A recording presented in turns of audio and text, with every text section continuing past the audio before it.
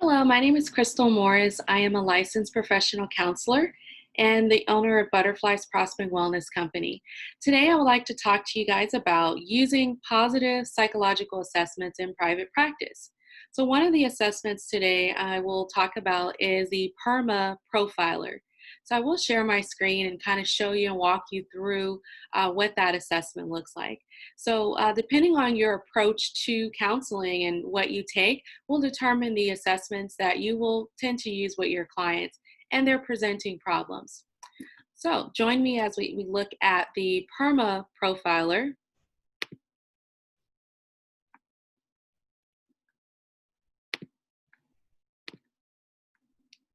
Okay, so this particular assessment, the PERMA profiler, was developed by Dr. Martin Siegelman.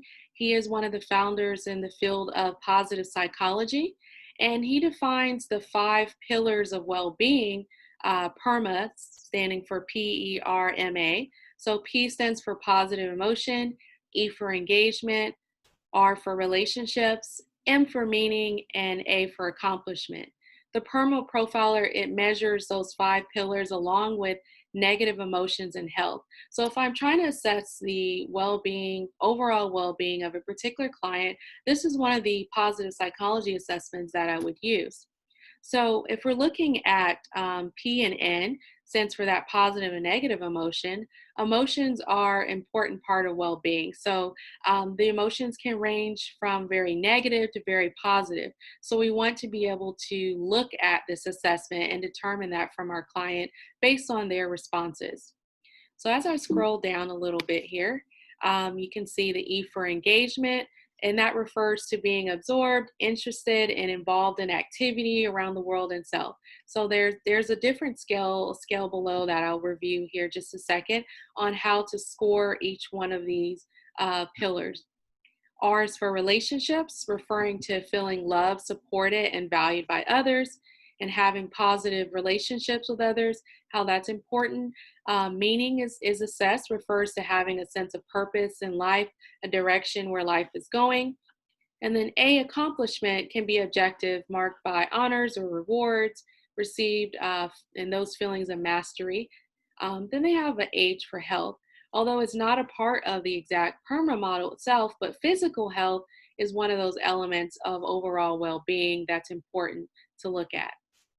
So as we scroll down, you can see the use of the measure here, and it can actually be taken online at this particular website, www.authentichappiness.org, for free after registering. From there, it has where you can cite the measure. It is empirically validated.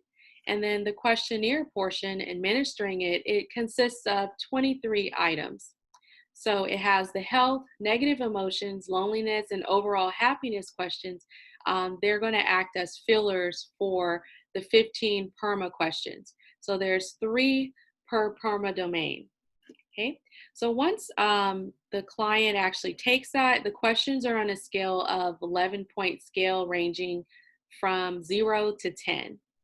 So once they take that, then the clinician can assess where the client is and develop an appropriate treatment plan, or what we call a strengths-based plan if we're using more of a positive psychology approach.